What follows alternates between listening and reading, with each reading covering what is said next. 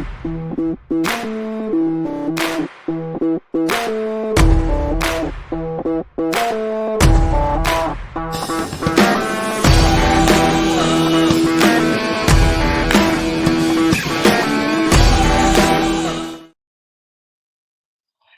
everyone, and welcome to another episode of Live from the Blue Seats. This is producer JL just coming at you today with a solo episode. Dave and Rob are, with their families, so, we won't subject them to the kind of crap that we've been dealing with the New York Rangers over the last couple of days. But I'm recording this right now at about 10:26 in the evening after the Rangers had just finished playing the Toronto Maple Leafs and they dropped another dud. Granted, they didn't look too bad. I mean, in terms of not, being a total mess, but a couple of defensive miscues by Keandre Miller and just sort of this lack of urgency again seems to kind of has taken over this team a little bit, and they lost 4-3 to Toronto. Chris Kreider did end up scoring a deflection goal towards the end, but I mean, I guess it was too little too late. So the Rangers drop another one. Columbus did lose. And currently, as I record this, Montreal and the Islanders are in overtime. So the Islanders are 1 point behind the Rangers as I record this, and the Canadiens are 3 points ahead of the Rangers as I record this. So whichever one is going to take the extra point will almost immediately affect the Rangers in the standings currently. So they'll probably either be ninth or 10th by the time tonight is over. And also, Columbus lost to not Columbus lost. If I'm not Columbus, I'm thinking of Ottawa, excuse me. Ottawa lost to Colorado, so there's that. And I want to say Columbus played tonight too. I'll just have to double check. But either way, it's hasn't really been a banner night for the Rangers. They've just it's not been great. They've looked. Yes, the Panthers beat the Blue Jackets 1-0. Okay, so I did get that correct. But it's been weird. They played that game on Sunday against the Edmonton Oilers, and they looked fantastic. I mean, they went gangbusters against the Western Conference champions, and considering that they had just picked up a bunch of momentum and had that big win against Columbus, they were basically looking like they were getting ready to make a tiny little run, and it was kind of encouraging. You had Igor going a back to back. He looked great in Columbus, even though he wasn't tested much. Looked great against the Oilers. Then Tuesday came around and they played the Calgary Flames, and something happened where they just looked awful. And then tonight, as I record this, and you'll listen to this, on Friday, they just it there just wasn't this sense of urgency. It's so weird. I still think this team makes the playoffs, as crazy as that sounds. You can call me nuts if you want, but um, I don't know what is going on. I don't understand. What's the difference? I don't know if it's this sort of thing that they do that they just don't wanna do anything, or I do not understand it. That's the thing that frustrates me the most. It's not even as it's the obviously the losing does suck, but I think what makes it feel even worse is that there's just this it's maddeningly inconsistent. Now, look, I understand that on paper, in terms of statistics and analytics, the team is probably not the greatest on many facets, and there's some things that have kind of gone down that were inflated before. But I mean, this team has shown in this current iteration that they can step up and win a game, and that's what ends up becoming the more frustrating part, is that they can do it and then they don't. So it either has to be some sort of apathy going on, or I have no idea, but it's maddeningly frustrating. And one of the big culprits tonight, you know, or at least the day before, when you're listening to this, Keandre Miller, who looked incredibly lost. He pinched up for a goal, or he pinched up in the offensive zone, got taken down, and that essentially started the Toronto offense because then John Tavares came back and they were a little bit mismatched in terms of just coverage coming back into the defensive zone. And John Tavares completely, wired one past Igor. He was not covered. No one got him. He was open. Then another instance where after the Rangers tied it on a beautiful Panarin, um, on a beautiful Panarin goal, Um, rather no, it was Will Borgen, excuse me. Sorry, Panarin made it. Panarin had tied it after after Toronto had come back. Borgen with a nice shot, and then and then Keandre Miller towards the end of the period just kind of let McMahon walk in front of the net and deflected it in.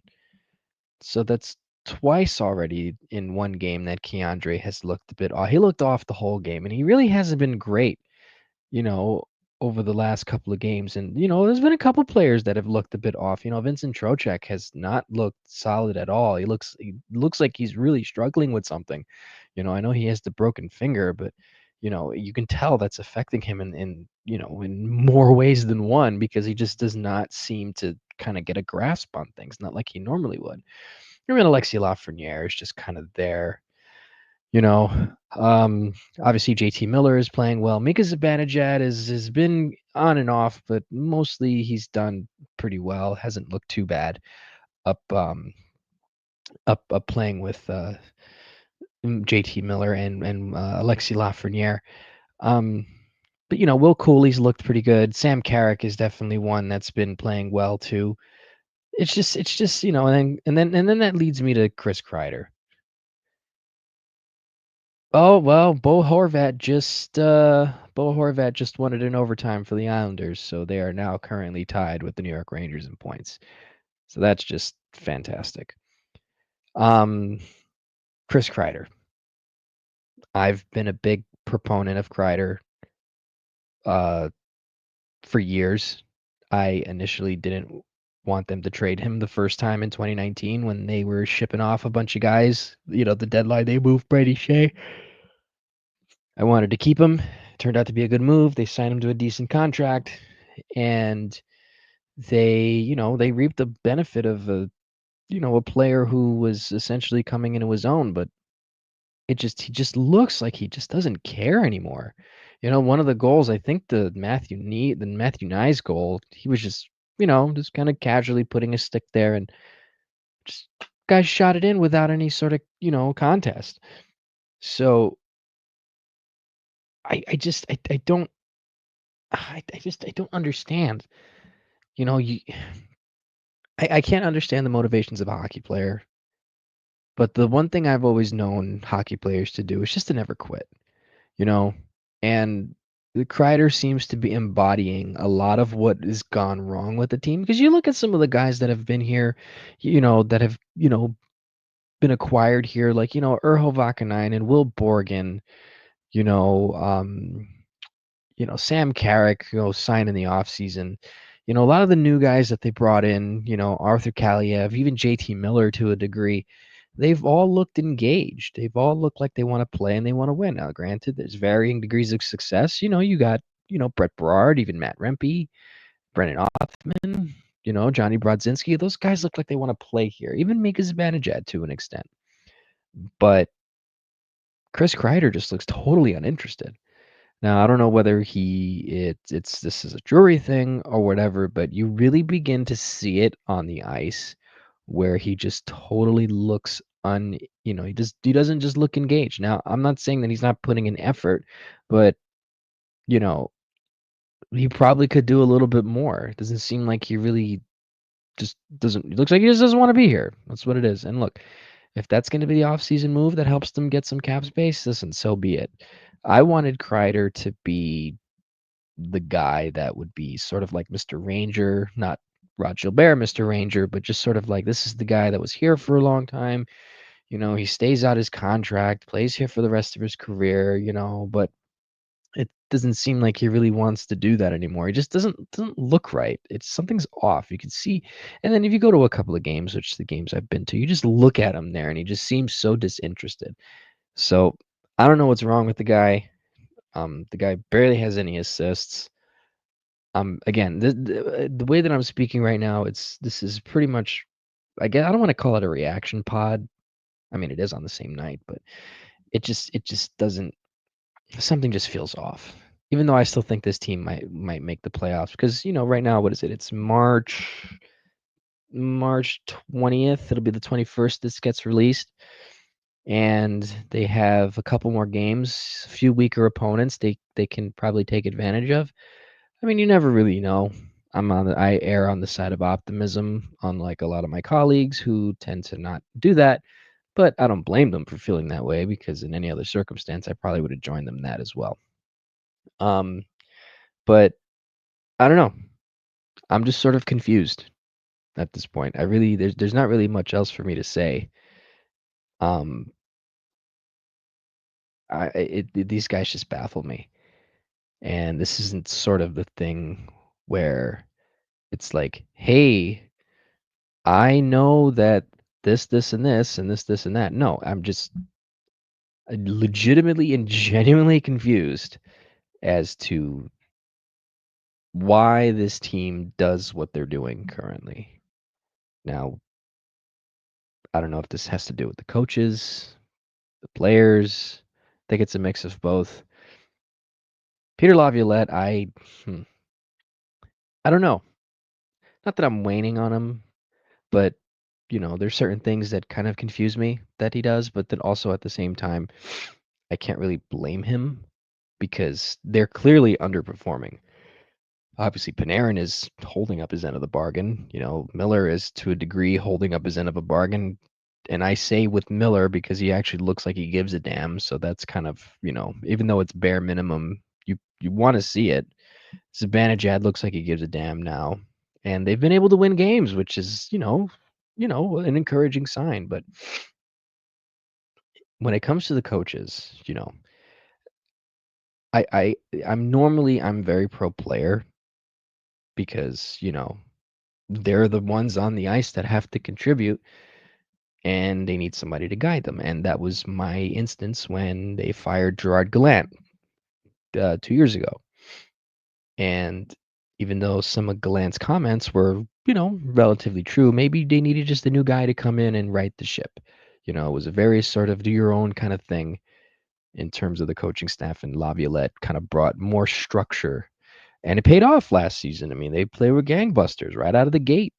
They they went on to win the President's Trophy, and even though they lost in the conference final, it was seemed like a good stepping stone to some sort of sustained success. And then, I know Chris Drury is not perfect, but I do have to give him credit for attempting to try and fix what was wrong with the team. You look at, you know, obviously the big cases are Truba and Goodrow. You look at them now, and they're probably worse than they were when they were with the Rangers the last year. So even though he may not have handled it properly in terms of PR or, in terms of, you know, uh, sort of like a public standpoint, he was absolutely right in doing what he did. Now, my issue is just with players not taking things well and then not doing their job. We've spoke about it ad nauseum. What would these guys do if they were in like a regular job where if they just decided to stop working and do all this and then they would get fired? But obviously, you can't really compare sports to, a regular 9 to 5 that, the majority of us have. But then I think about Peter Laviolette and the coaching staff, and it's the same coaching staff from this year to last year. It's no different. You got Peter Laviolette, Michael Pekka, Christian Hamura, Phil Housley, and company. And, you got rid of the guys that were causing much of an issue. I mean, how much more will this core of players how much more opportunities are they going to get is basically what I'm trying to get at. You have to find a way to rid the rest of the rot. Whether that means getting rid of Kreider, who doesn't seem to be interested here anymore, or maybe moving another big piece in a bigger trade. Obviously, the JT Miller trade was the first step in that. Unfortunately, you had to trade Filipino and Victor Mancini, and obviously they got rid of Ryan Lindgren, which were both really good, productive moves. Although with Heedle, you don't really want to trade a 25-year-old center, but with his injury history and unfortunately what happened the other day, it kind of feels a bit vindicated. And look, I'm not rooting for injuries. Again, I just want to mention I hope Phil nothing but the best. I hope he's able to come back strong. and I hope that he's able to, continue to have a thriving career in the NHL. And I kind of wish we'd been able to make that trade without having to give up Heedle, but you have to give to receive. Um, but you know, these guys are not deserving of a fourth coach. Whether or not you want Peter Laviolette fired or not, I think you'd have to agree if you're listening to this that these group of people do not deserve another coach because if they keep the team similar to what it is, right? Let's just say, which they probably won't do, but then they fire Laviolette and they hire a guy like Mike Sullivan. You really think Mike Sullivan's going to fix this? I do not think so. And look, I initially wanted Mike Sullivan, and I still do at some point if they end up firing Laviolette and the Penguins fire Sullivan. We all thought that because of the way the Penguins season ended last year, we thought that, that they were going to can him, but they kept him on for another year, because he was part of that GM search with Kyle Dubas. And, you know, they're still sort of rebuilding and they've looked a little bit better as of late, just in terms of trying to put together a decent team. So, unless Mike Sullivan is fired and is available, I don't think Peter Laviolette should be fired. I think he should be the coach of this team next season. And people are going to think I'm crazy. I don't, at this point, what does it matter? You know, it first of all, let the guy finish out his contract. Okay. You're not going to be able to succeed. You're not going to be able to build a sustainable winner if you're just constantly going through coaches because now you're changing the message again. And if anyone who's listening to this has watched football in New York for the last 20 years, maybe less, you'll know that most of these teams have cycled through head coaches like crazy. You look at teams like Pittsburgh in the NFL, you look at teams like, Baltimore, you know, those two teams are the perfect example of that. They have a bad season, and what do? They work together to try and fix it to make it better for the next year. Pittsburgh has made the playoffs or have been, competitive since I was a kid. And Mike Tomlin has been the coach of the Steelers since I was 10, 11 years old. So, and even though they've only got one Super Bowl, I mean, they're, you know, reasonably successful. And the same thing with the Ravens with Harbaugh.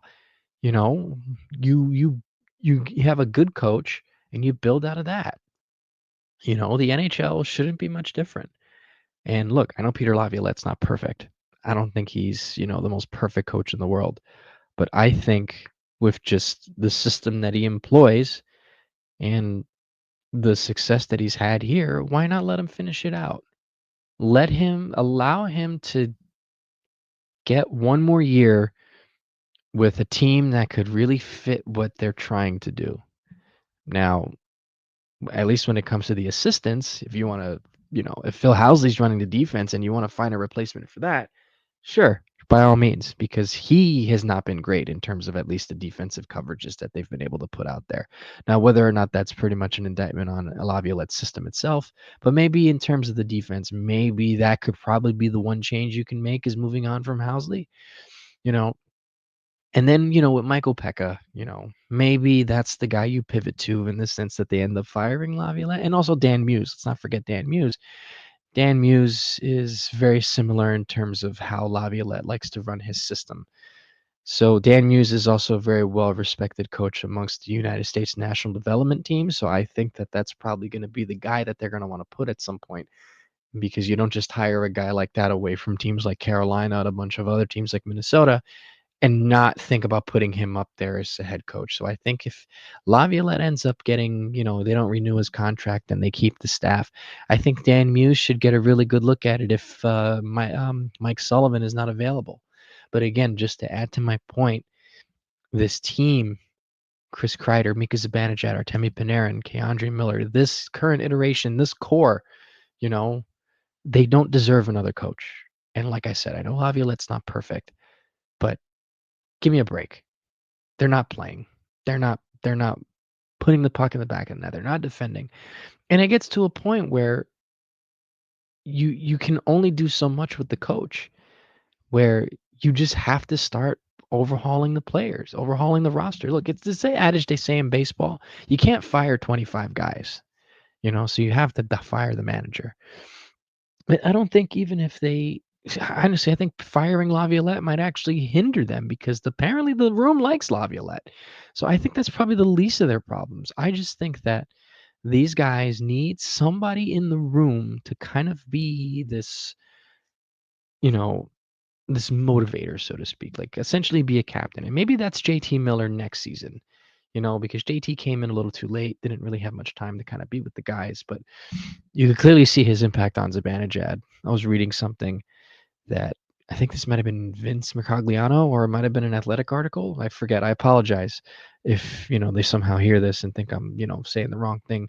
It was on one of the Rangers beats that posted. I think it might have been Vince Mercogliano, but if it wasn't, I apologize.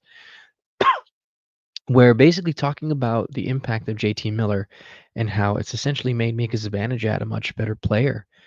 And if no one's going to want to take that albatross of a contract, then you might as well make do with what you have. I really like the Miller and Zibanejad sort of pairing.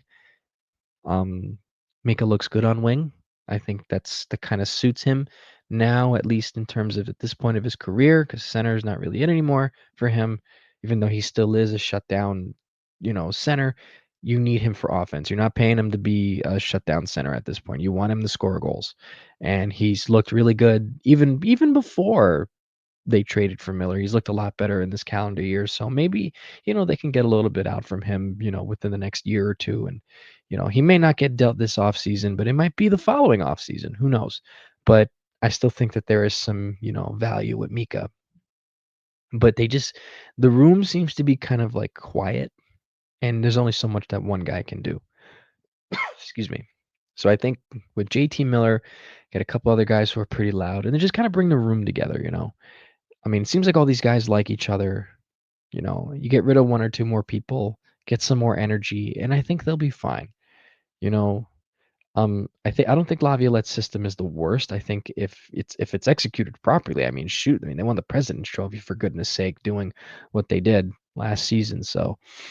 Um, so I think it's honestly at this point it's on the players. I can't fault Pierre Laviolette too much because he's pretty much maintained a lot of the same roster, and then you can't fault him for trying to mix things up to see if they work because if you're at a job and things are going kind of stagnant, you try different things. You do different things to try and liven it up or maybe find a different solution for something, you know? So, I don't know. I'm just a little confused at how things are right now and I still think that this team can make the playoffs. I know people are going to call me crazy, but again, I also thought the Mets were going to make the playoffs after they went 0-5 to start the season. So, I mean, anything can happen. A flip of a switch can go off, and they can end up winning like their next 6 in a row. Who knows at this point? Does it seem like it? Probably not. But I still think that they're in the playoff hunt at least towards the fourth or fifth, fifth game towards the end of the season. Like maybe a week before the season ends. They're definitely still going to be in it. And if they're not, I will be surprised by that, you know. So there's, time's running out, but there's still an opportunity because, you have a game against Vancouver and then they go out west, you know, and sometimes things change on those West Coast road trips. They go out west and then they come back and play Minnesota at the beginning of April at home. So, I mean, who knows? But, you can get on me all you want. I'm the eternal optimist. And um, again, I'm just confused. Watching that game against Toronto, I was just incredibly confused. I'm at a loss for words. Then I say I'm at a loss for words and I've been talking for 24 minutes. So, but anyways, I wanted to make sure that we had got something out for this week. Um, didn't really have time to ask for questions. It's been very busy in all of our lives, but wanted to make sure we got the weekly release ready to go. I'm hoping that we can potentially do another live stream of the podcast towards the end of the season. And hopefully, if they do playoffs, we can potentially do something like that in terms of just kind of maybe like a live stream recap or whatever. But I just want to say thank you if you're listening to this. Thank you for taking the time out to uh, listen and sort of, take in what we do, and also to the Patreon subscribers. I know Dave likes to shout them out a lot, but the Patreon subscribers, you guys are awesome. To the podcast listeners and just the regular contributors and just readers as well, you guys are awesome. I see what you guys comment on our articles, and we greatly appreciate it. I will say this, I think I got called out for making a comment about Messier, and I saw that, and I listened to what I had said about Messier, and the person was right in the sense that I may have sounded like I undervalued Messier's impact here, because I'm a little younger. Of course, I'm 31. So when Messier was a Ranger, well, at least when he won the Cup, I was only like one and change, and I don't really remember much of Messier as a Ranger towards the late 90s, and obviously, 1997, it's not a year that I can honestly say I remember too vividly, but that was obviously Mess's last year as a Ranger until he came back. But, good thing that we have the internet and, are able to kind of look at how things were. And, you know, all of that sort of reflection came because of somebody pointing it out in the comments. Obviously, I'm not old enough to remember some of the 80s and early 90s. And obviously, I don't remember the Cup final. I was alive, but I don't remember it. So it's good that you guys are sort of like our bouncing pad. So, anyways, so I think that's pretty much it. I guess you could call this a reaction episode, but I was expecting to kind of be a little bit more on the positive side tonight, even though I still think they're going to make the playoffs. But I'm now that I'm thinking about it, I'm just more confused than anything, and that's the frustrating part, is that the talent is there, the team can be good, or at least good enough to make the playoffs, but yet it just for some reason it's just not gelling. Now, whether or not you want to talk roster construction or whatever, it's kind of moot at this point because the season's almost over and you basically save all that for the off season and next season. Also, I forgot to mention before I sign off, the Rangers introduced or unveiled their 100th season, their centennial logo, which I thought looked really nice. And I have a couple of ideas. Obviously, I hope the organization decides to throw out another jersey. I like the current alternates right now. But I have a feeling if they decide to go with a new jersey or a new uniform rather, or a new sweater, that's going to usurp that jersey. So if it happens, fine, so be it. But I like the current alternates, but I think they should have a special jersey for that season, just like they did for the 85th anniversary with the Heritage jersey, which I still think they should find a way to bring that back in some form because that was probably the best alternate jersey they've had outside of Lady Liberty. And I love Lady Liberty. I love the Lady Liberty jersey, all iterations of them. A lot of people don't like the first reverse retro Lady Liberty. I love that jersey. Even though granted, some of the word mark was hard to read because they kind of went with a darker sort of shade on the gray instead of making it kind of shinier silver. I still think the jersey looked very clean, even though it was sort of minimalistic in terms of just having the dark navy blue, with just the red and the white on the striped sleeves, with the stripes on the sleeves without the red at the end near the cuff. But then they hit a home run. I know a lot of people don't like them. I'm looking at one right now because I have it hung up on my curtain. It's Panarin Reverse Retro 2.0 with the regular Ranger blue with the white and black striping and then the red at the end of the sleeve. I think that's perfect, honestly. And the original one too is perfect, and the white one is perfect. I think Lady Liberty is bar none the best, and then right next to that is the Heritage jersey. So I hope that next season we can get a special jersey for the year, and I hope that the Rangers can, give us something. And then also too, um, so this is coming out Friday. So this upcoming Saturday, they're honoring Sam Rosen, and um, obviously, if you're listening to this and you were born between 1970, 1960, 1970, and now you obviously had Sam Rosen as the majority of the voice of the Rangers in your life. I know you had Jim Gordon, who was before him who, was there. Marv Albert also, did games as well on the radio, but for the most part, at least for the most of us that have grown up watching Rangers hockey, Sam Rosen was the guy, and he still is the guy. He'll always be the guy. It was always Marv Albert. Now it's Sam Rosen. Not to take away anything from Marv, because Marv is Marv Albert. I mean, he's arguably one of the greatest broadcasters of all time. But Sam Rosen's up there. You know, you don't just you don't just go 40 years of doing Ranger hockey and not be good at your job. And I mentioned this in the article that's going to come out.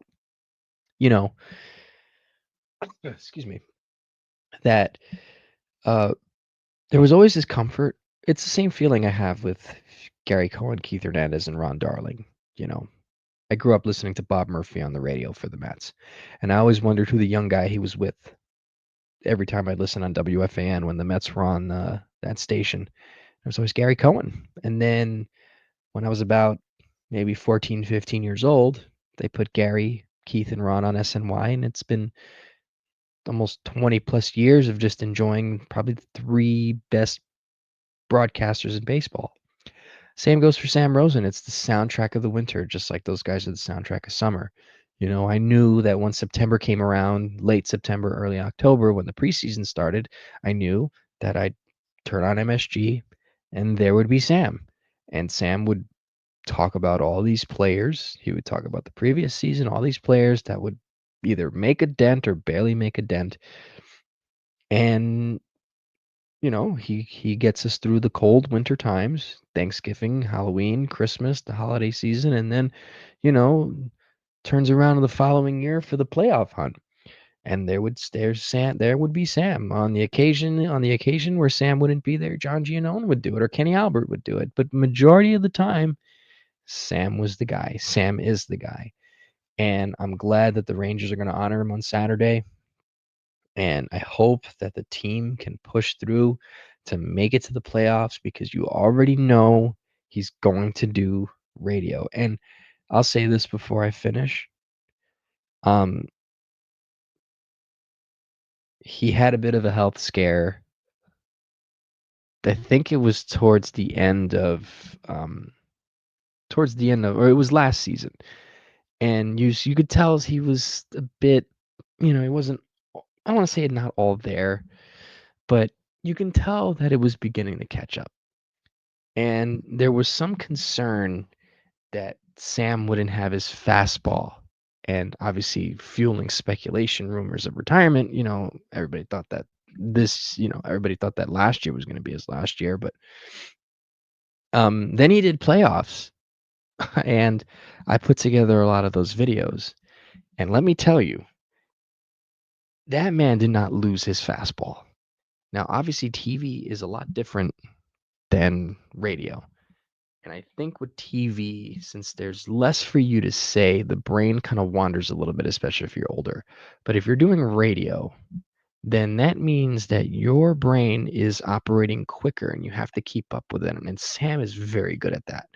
I was astonished at how good he was at doing radio, keeping up with the pace of the game that I didn't think he'd be able to do at this point. So sorry for underestimating you, Sam. Even at the age that he's currently at, he's still the best, will always be the best. And hopefully the Rangers will win for him on Saturday and push this team to a playoff spot. Because if there's one thing I'd love to see is to hear Sam Rosen do Rangers playoff games, even if it's just for one round. You know, we get to keep Sam for an extra. Well, we get to keep Sam if they make it to the playoffs, he gets to do all of the first round, which would be nice. And then if they advance to the second round, then he'll do radio. So I think that's all I want to see. But anyways, I've been yammering on for too long. Thank you for taking the time out to listen. Thank you.